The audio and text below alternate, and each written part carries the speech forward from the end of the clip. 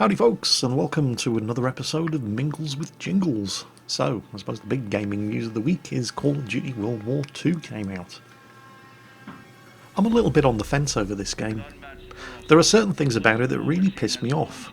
For example, why are the Nazis holding a victory parade through a bombed out village? Who exactly are they trying to impress? And perhaps most importantly, for those of us that take our history even slightly seriously, why is the German army using Panzer IV F2s for the attack on France in 1940? These tanks weren't put into service until weeks before Operation Barbarossa the next year. Oh, hang on a second. It gets better. There were a couple of Panzer IV Hs on the right-hand side of that column as well, and they didn't see service until 1943. I mean, oh, this game really triggered me at times. Oh, Jingles, it's just a Call of Duty game, nobody expects it to be accurate. Well, I don't know, maybe call me a bluff old traditionalist, but if you're going to set your game in a historical setting, at least try to get it right. I mean, it's not like it's difficult to figure out which tanks the German army was using during the Battle of France in 1940. I mean, the information is not hard to get a hold of. But no, it's just too much effort for Activision. They just rather have something that looks good and sounds good rather than is accurate. And that pretty much sums up Call of Duty World War II. I was actually quite disappointed with this game. I mean, it looks good, and it does sound good. Well, actually, it does, but it doesn't look anywhere near as good as I was expecting it to look. I mean, it's a very, very pretty game. The sound effects are spot on. The graphics are good, but I've played other games this year that looked as good or better, and they didn't cost as much as this thing did. You don't get an awful lot of change out of £50 for Call of Duty World War II, and I completed the single player campaign in about 6 hours. I feel vaguely cheated. I mean, if you have a look at the video that I did on Saturday, this week's Casual Saturday video, Hellblade: Senua's Sacrifice, that game looks better, is 6 to 8 months older, and is half the price. Something else that really bothered me about this game, and right from the start, that's the USS Texas, by the way. World of Warship fans represent. Anyway, Colonel Davis, the guy at the front giving the speech. When the camera gets in a little closer, you might think, I've seen that guy before. And yes, you probably have. You may be thinking he looks just like Colonel Sink from Band of Brothers. And it is the spitting image of him. That is Dale Dye, and by the way, the banging noises that you can hear are fireworks going off outside the window. Nothing I can do about that, I'm afraid. Anyway, Dale Dye. He joined the US Marine Corps as a private in 1964 and he was sent to Vietnam the following year in 1965. He did 3 tours of duty in Vietnam, was awarded the Purple Heart 3 times and the Bronze Star with a V device for heroism, and when he left Vietnam, he'd been promoted to captain. Now, his first movie role was in Oliver Stone's Platoon. He was originally hired to work on the movie as a military advisor, and he ran the boot camp for all of the actors for, I think, 2 weeks before filming started in the Philippines, just to get them knocked into shape and have them able to move convincingly in front of the camera and look as if they were actual soldiers. But he also had a couple of roles in the movie, more than one. You might recognise him from Platoon as the company captain. But he also did all of the radio chatter for any time you see the platoon moving through the jungle and there's chatter going on in the radio in the background, that's Dale Dye. And any time you see a helicopter door gunner on the M60 for the Hueys, that's also Dale Dye, which is why the door gunners on the Hueys and Platoon always have the visor down on their helmets. So you didn't realise you had one guy playing multiple roles in the movie. Man, those fireworks are really going for it. It's the 5th of November today, by the way. Well, it is while I'm recording this. Obviously, when you're watching it, it's the 6th of November. But the 5th of November... I realise I'm getting sidetracked here, but I need to explain the 5th of November for you. Whoa! This is a bad night to be recording video. The 5th of November is when we celebrate Guy Fawkes Night by burning an effigy of a Catholic on a bonfire here in Britain. A couple of hundred years ago, some people tried to blow up the Houses of Parliament by stashing a load of gunpowder in the basement, and one of them was captured and taken alive. A very unfortunate young Catholic gentleman by the name of Guy Fawkes, and was executed. And every year on the 5th of November, we celebrate the gunpowder plot by setting off fireworks and burning an effigy of Guy Fawkes on a bonfire. And that's the reason for all the noise outside the window. I'm afraid it's probably going to be going on all night. But anyway, we're talking about Dale Dye. So, yes, there was one particular moment in Platoon. It's right at the end, after the climactic battle at the end of the movie. And Dale Dye's character, the captain, has survived, but almost all of his men have been wiped out. And the cleanup crew are coming in to police up the bodies on the battlefield. There are huge shell craters, and they're just bulldozing all the bodies. North Vietnamese army and US army all together into these mass graves. And the camera wasn't actually rolling at the time, but the director, Oliver Stone, just happened to turn around and look at Dale Dye, and he was having a flashback. There's a fairly powerful scene in Platoon at the end when the bodies are being bulldozed into these shell craters, and the captain is just standing there, and he's got the 1,000-yard stare as he's just looking at all of his boys being just dumped into the same mass graves as all the NVA. And Oliver Stone, he knew exactly what was happening, and he just grabbed the camera and said, slow zoom on his face. He didn't know he was being filmed. He was actually having a flashback. I mean, they filmed the movie in the Philippines, but at that precise time and moment, as far as Dale Dye was concerned, he was back in the A Shau Valley in 1967. So, yeah. Anyway, here's the thing, though. Got a lot of time for Dale Dye. I think he's a very good actor, and I think he's a great guy. Not that I know him personally, but they're using his representation in this game. That's unmistakably Dale Dye as the character of Colonel Davis. But that wasn't his voice. He's got a very distinctive voice. I'd I'd recognise it anyway.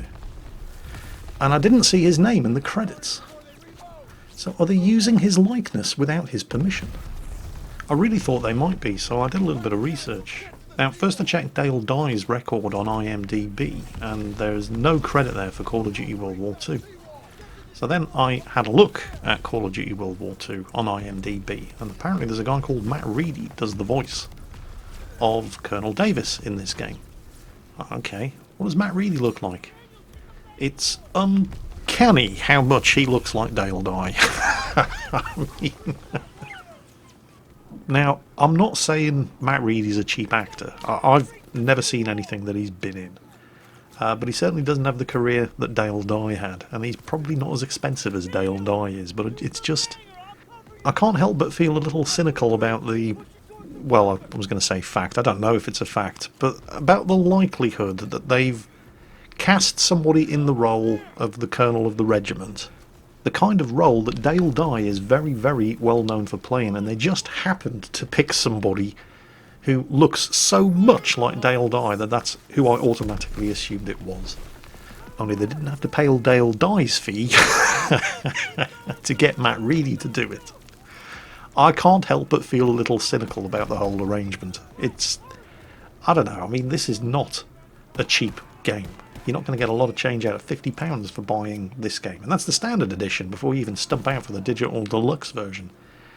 Are they cutting corners? Are they penny pinching here? So, we've got the various historical inaccuracies. We've got the possible penny pinching going on in the casting department. And then, I don't know.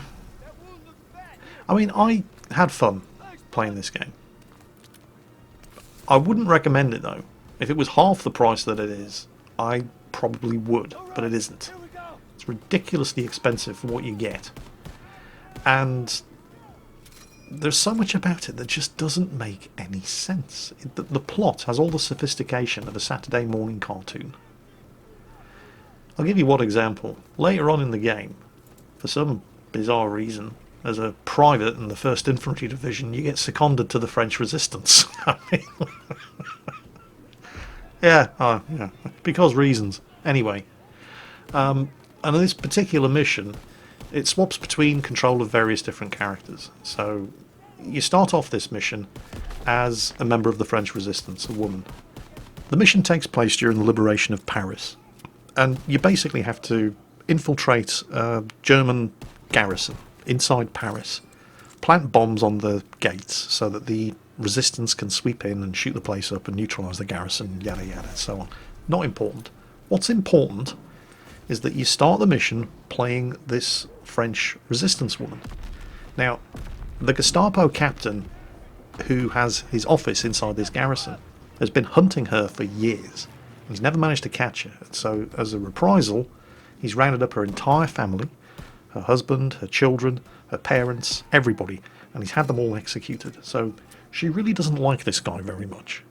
So we get this scene where you and a British SOE officer, both disguised as German officers, and you've infiltrated the garrison with the pretense that you're carrying movement papers for this Gestapo officer. He's been recalled to Berlin. So you get this scene, and it's right out of Inglourious Bastards, the part where Christoph Waltz has Diane Kruger in his office, and he's asking her all these questions, trying to trick her and see if she slips up. And that's exactly basically what happens. You have to have a look at your ID and memorise who you work for, where you were born, because they're going to ask you these questions, and you don't get to look at the ID papers again. So you have to, have done a little bit of research into your cover story in order to successfully pull it off. And he keeps asking you all these questions, trying to trick you and see if you slip up. Anyway, you get every question right, and then he goes, "Ha! I know who you are anyway," and tries to kill you. And it's like, oh no, how did he see through my clever disguise? He's been hunting you for the better part of the last 3 years. Of course he fucking knows what you look like. I mean, come on. Think about this. You are the worst possible person to choose to send into the building to confront this guy. He's been hunting you for the last 3 years. Just putting a German uniform on doesn't change your face. Of course he knows who you are. Oh, I mean, seriously. That's the level of sophistication in this game. It's that stupid from start to finish. Like I said, I've seen a more sophisticated plot in a Saturday morning cartoon. Another example, there's a part later on where you're inside an M4 Sherman. I mean, there are various different driving sections in the game. The tank driving section isn't that bad, but it's a bit short. Well, I say it isn't that bad, but more on that in a moment. Lots of Jeep driving sections, and there's even a section of just incredibly bad section where you fly a P-47 Thunderbolt. But yeah, and that is terrible. But this tank driving section, I'm not entirely sure what model of Sherman you're in. I think it's an M4, I think it's an Easy 8. It's definitely got the 76mm gun. You can tell by the very distinctive muzzle brake. So you're battling your way through the streets of this town to come to the assistance of the infantry platoon. And you run into a couple of German tanks. And you can't penetrate their frontal armour, so you have to work your way around the buildings, get around to the flanks and the rear to take side and rear shots. Okay. Except it's a Panzer IV. What do you mean you can't penetrate its frontal armour? Stop loading high explosive. Stick an armour piercing round. Of course you can penetrate the frontal armour of a Panzer IV. I mean, come on, seriously. And we're talking point blank range here as well. Like 20 metres or less. It just makes my brain hurt at times. I think overall I'd have to say that if this game was half the price that it is, and you know nothing about World War II beyond what you've seen in the movies, then it's probably worth the money. But it isn't half the price that it is, and if you're watching this video you probably know, or hopefully know, a little bit more about World War II than what you've seen in the movies, so yeah, you're probably going to want to avoid it. This does not leave me with a warm fuzzy feeling about Star Wars Battlefront 2, which is coming out later this month, in fact in just over a week I think. I was very, very disappointed with Star Wars Battlefront 1. I mean, it looked amazing, it sounded amazing, they absolutely 100% nailed the look, sound and feel of Star Wars. But something inside me just died a little when I saw stormtroopers bunny hopping across the surface of Hoth.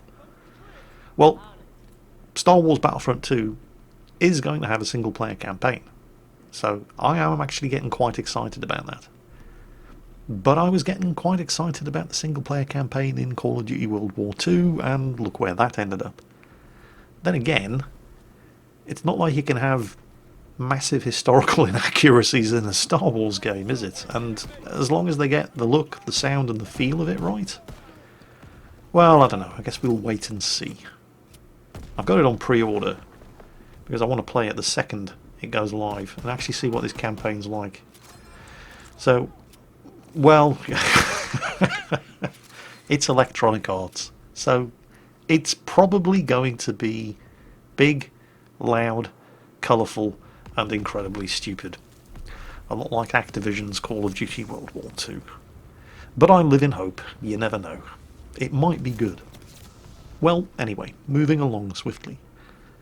When World of Warships was unveiled to the public at the press event that they held at the Chatham Historic Dockyard, I met a guy by the name of John Ash. Now, John is the assistant editor of Britain at War magazine. Some of you may be aware of this, even if you don't know the name of the assistant editor, but Britain at War arranged for their first digital edition of the magazine to be given away free of charge to viewers of Mingles with Jingles a couple of months back. Well, he got in touch with me again this week, and he's got more stuff to give away. The company that published Britain at War have just put out a book which is called The Flight. It's a tribute to Royal Air Force veterans.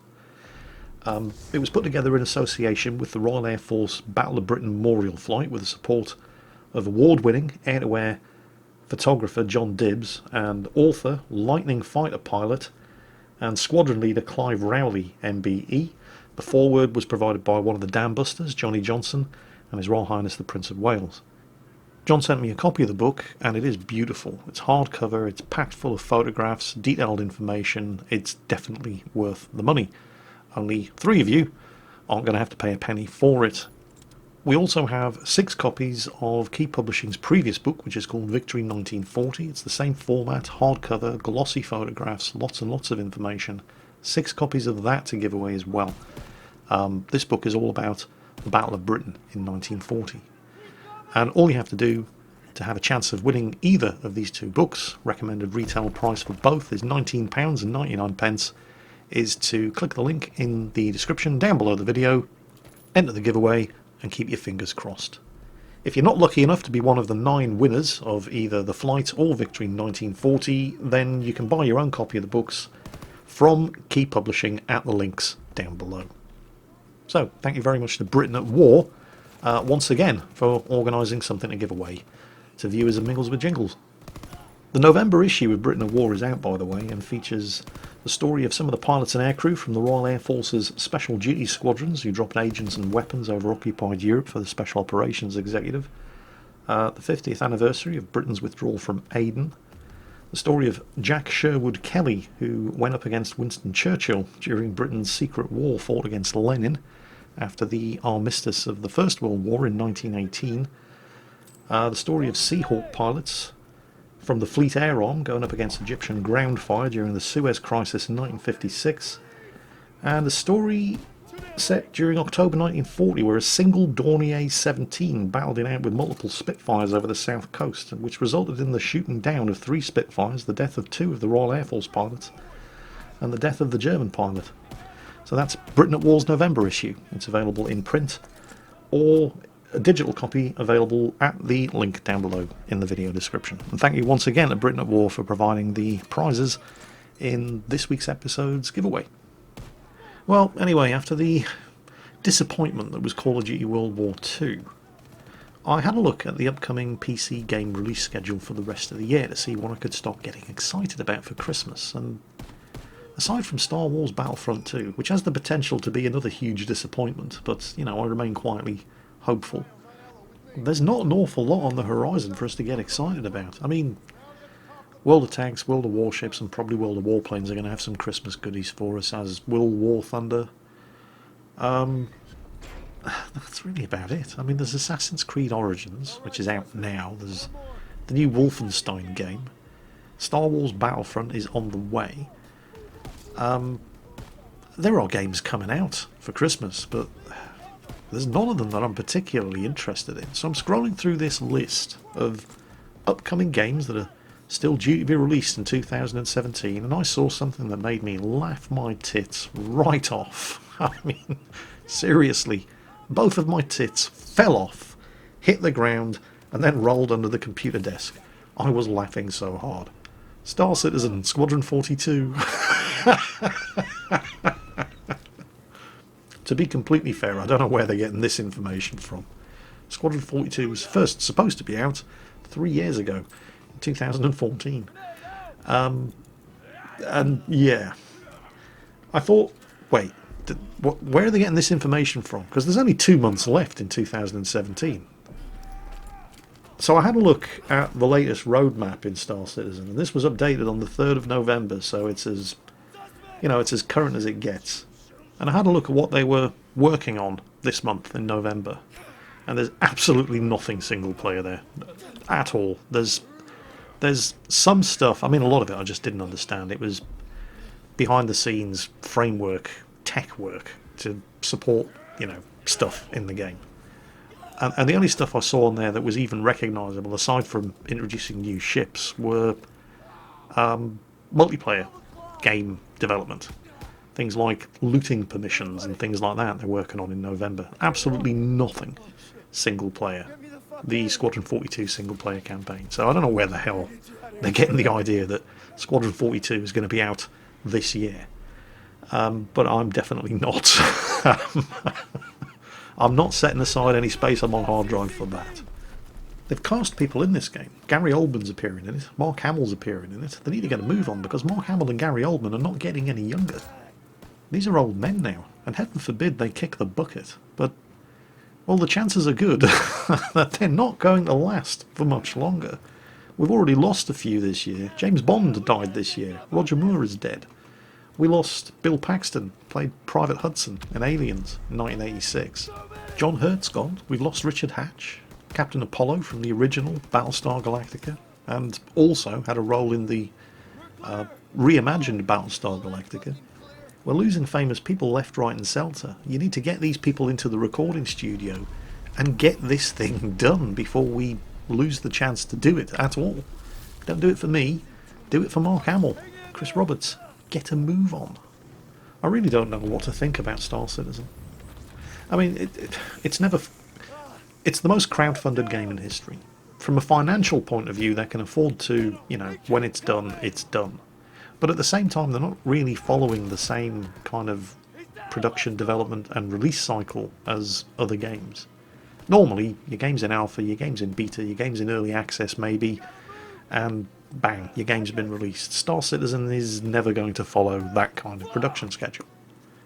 In fact, I'm not even certain why. The current state of the game is Star Citizen Alpha 2.6.3. I'm not even sure why they're calling it an alpha.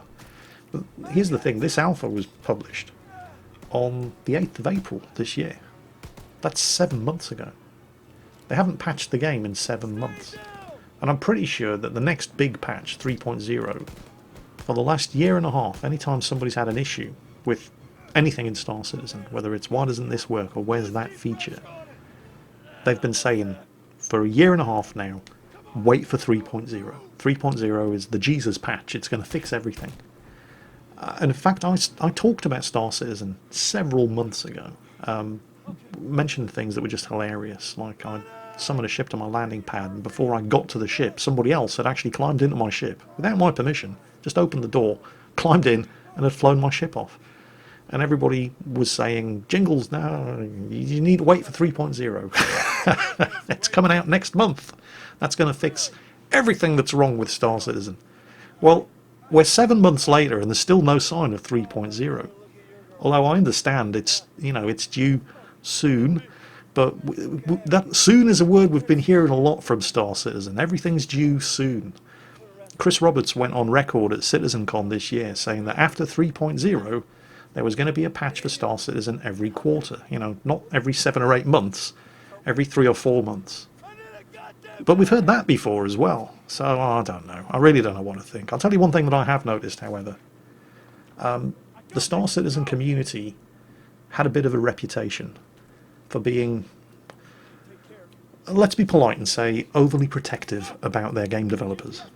It took a braver man than me to go onto the Star Citizen forums and say anything even mildly critical about Chris Roberts, Star Citizen, Squadron 42 or Cloud Imperium games. You would get savaged. That no longer seems to be the case. I'm on the Star Citizen forums right now and I'm having a look at all kinds of threads where, I mean, they're still being quite reasonable. This isn't like the World of Tanks forums. They're behaving like adults on the Star Citizen forums, but they're voicing complaints and criticisms. And they're not getting shouted down anymore. And this is not something that used to happen on the Star Citizen forums. It used to be the case that you'd have a hard time finding any criticism on their forums. I mean, the criticism would be there, but you wouldn't recognise it as criticism because that's what people had to do in order to avoid getting savaged and having the thread locked as it descended into anarchy. If you wanted to say anything critical, you first had to start your post with, "Hi everybody, I'm a massive fan of Chris Roberts and Cloud Imperium games. I think he makes some of the..." You know, you'd have to basically kiss so much arse in the opening paragraph of your complaint or criticism that it was just practically unrecognisable as a complaint or a piece of criticism. If you didn't do that, then God help you. The fanboys would kill you. And even then, you know, you were on thin ice. But now I'm looking at all kinds of threads where people are saying, well, what about this? When's this going to get fixed? I mean, come on, for God's sake, get on with it. What's that? It's going to be fixed in the next patch? Yeah, where have we heard that before? I mean, it's still quite reasonable. It's not like the World of Tanks forums. People are still behaving like adults, but they're making complaints and they're voicing criticism, and they're getting away with it. They no longer have to hide it as praise for the developers. Where are all the rabid fanboys? Where are all the keyboard warriors? Where have they gone? Are they the people now making these complaints? That's what I want to know. Well, the one thing that we know for sure is that we're not going to be seeing Squadron 42 anytime this year, regardless of what pre-release schedules are saying on various different gaming websites. I have no idea where they got that information from. But it certainly wasn't the Star Citizen webpage, because trying to find a date for anything on that webpage, you'd have better luck finding the Holy Grail. I am actually looking forward to Star Citizen 3.0. I'm very keen to see what sort of changes are being implemented. I mean, they're kind of touting 3.0 as everything prior to this has basically just been a tech demo. 3.0 is, well, in many ways you could consider it a sort of mini Star Citizen launch, because it's the groundwork from which they're going to be building everything up, apparently. But I've heard that before as well, several times over the course of the last 4 years. So I am keen to see what happens in 3.0, but more out of morbid curiosity, really, because I want to see what exactly they have to scrap and start again from scratch 6 months after 3.0 comes out, whenever the hell that might be. So, yeah. The only thing I know for sure at this point is that I'm not going to be playing Squadron 42 this Christmas. In fact, there isn't a huge amount coming out in the next 2 months that I am getting excited about. I mean, well, you know, there's Call of Duty World War II, but I already got that out of my system within 2 days of the game being released. And it was a bit of a disappointment. Star Wars Battlefront 2 could be good, but I'm probably only really going to play the single-player campaign, and I'll probably get that out of my system within 2 or 3 days of the game being released. The one thing that I am actually looking forward to, as somebody whose name I can't remember keeps mentioning in the comments of every video I have uploaded for the last month, is there's a new map expansion being introduced in The Division. I haven't played that in ages. So I'm probably going to be putting some time in The Division. Other than that, I'm pretty much playing the same games that I've been playing for the last 6 months. World of Warships, World of Warcraft, Cold Waters, Lone Echo. There's Heliborn, of course. That's probably been the big surprise hit for me over the last couple of months. But I'm over the, oh my god, this is awesome, I must play it 6 hours a day every day phase. I've gotten my Heliborn habit down to a manageable half an hour to an hour every day now. But there's nothing that I'm really getting excited about other than possibly Star Wars Battlefront 2 for this Christmas. So what are you guys looking forward to playing? Anything new on the horizon that you're eagerly anticipating? If so, let us know in the comments. Don't be shy. Let's have some suggestions for what I should be looking forward to for Christmas. Anyway, that's it for this week's episode of Mingles with Jingles. Don't forget, giveaway down below in the video description for a copy of Victory 1940, actually 6 copies of Victory 1940, and 3 copies of The Flight by Keep Publishing, the publishers of Britain at War magazine. And thank you once again to Britain at War for donating these prizes. In the meantime, take care, and I'll catch you next time.